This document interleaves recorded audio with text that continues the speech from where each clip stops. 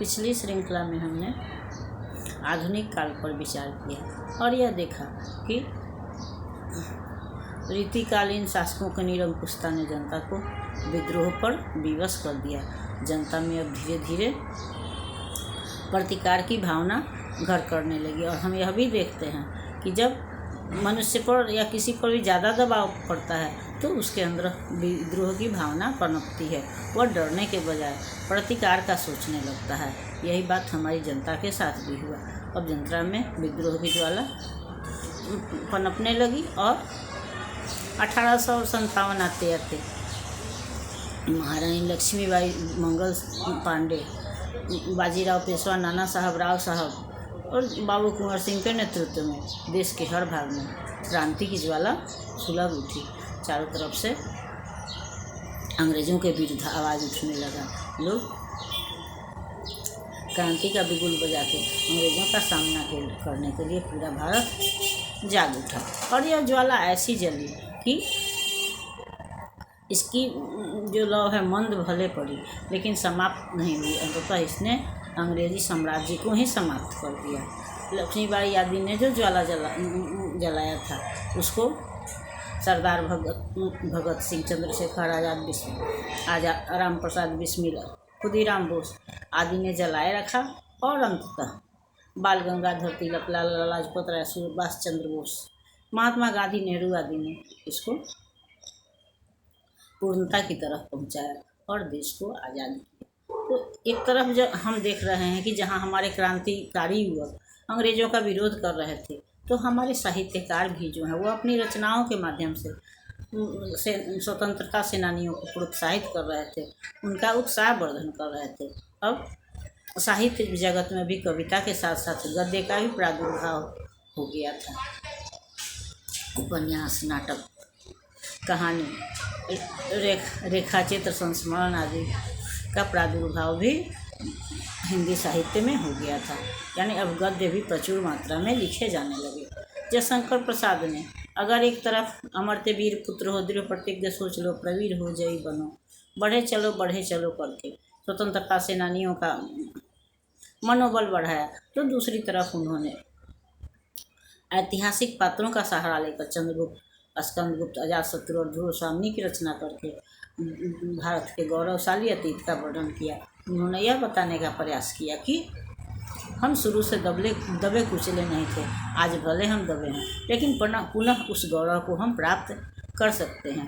निराला ने भी अगर जागो फिर एक बार बादल राग, विधवा कुकुरमुत्ता लिखा तो दूसरी तरफ उन्होंने चतुरी चमार, तुल्ली भाट और बिल्लेसुर बकरिया भी लिखा।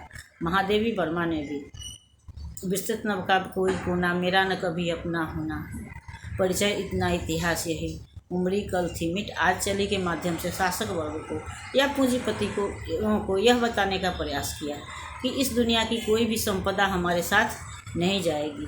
यह कल भी किसी और की थी और कल भी किसी और की होगी। हमको थोड़े दिनों के लिए समय मिलता है, हम अपनी भूमिका अदा करते हैं। अगर यह भूमिका हम ईमानदारी से निभाते हैं, अगर प्राप्त सुविधाओं का हम सदुपयोग करते हैं तो अमर हो जाते हैं और अगर उसका दुरुपयोग करते हैं तो फिर हमारा विरोध करने के लिए जनता या समाज खड़ा रहता है। तो दूसरी तरफ उन्होंने भीष्म, बिल्लू और गौरा भी लिखा। भारतेंदु हरिश्चंद्र ने भी अगर भारत दुर्दशा लिखा तो हरिश्चंद्र नाटक भी लिखा। रामधारी सिंह दिनकर ने भी अगर रसवंती, हुंकार, रश्मिरथी और कुरुक्षेत्र लिखा तो दूसरी तरफ साहित्य संस्कृति के 4 अध्याय भी लिखे। महावीर प्रसाद द्विवेदी ने अपनी रचना कवियों की उर्मिला विषय को उदासीनता निबंध लिख करके नारी के खोए हुए गौरव को पुनः स्थापित करने का प्रयास किया। तो उनसे प्रेरित होकर के मैथिली शरण गुप्त ने साकेत और यशोधरा की रचना की।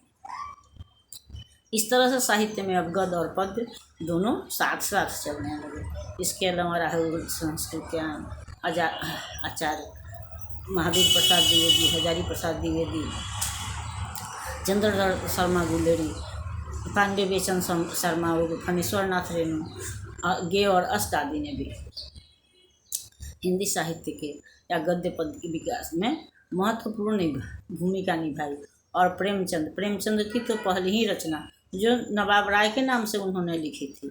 सोजे वतन को अंग्रेजों ने जब्त कर लिया। फिर उन्होंने प्रेमचंद के छद्म नाम से अनेक कहानियाँ और उपन्यास लिखे, जिनमें से कि उनकी हजारों कहानियाँ जो है वो मानसरोवर में संकलित हैं। इसके अलावा उन्होंने कारणभूमि, रंगभूमि, गबन, गोदान, वरदान, प्रेमाश्रम आदि उपन्यास लिखे, जिसके माध्यम से उन्होंने समाज के सब वर्ग को प्रतिनिधित्व दिया।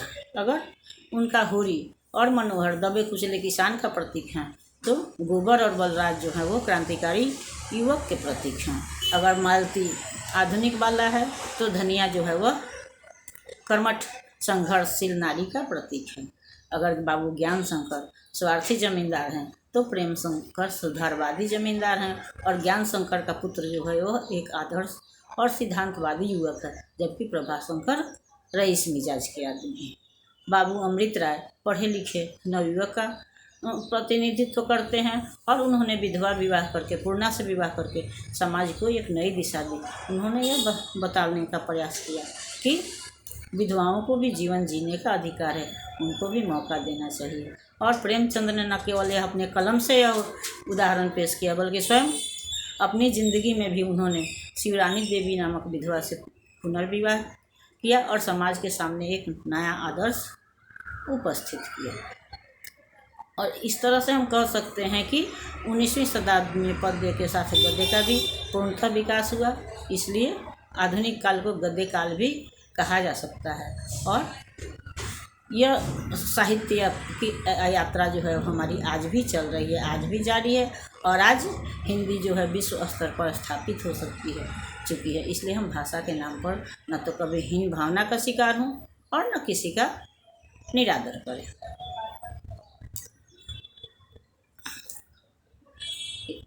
अब तक हमने हिंदी के बाह्य कलेवर को समझा, उसके बाहरी स्वरूप को समझा। अब हम उसके आंतरिक संरचना के बारे में, यानी व्याकरण के बारे में विचार करेंगे।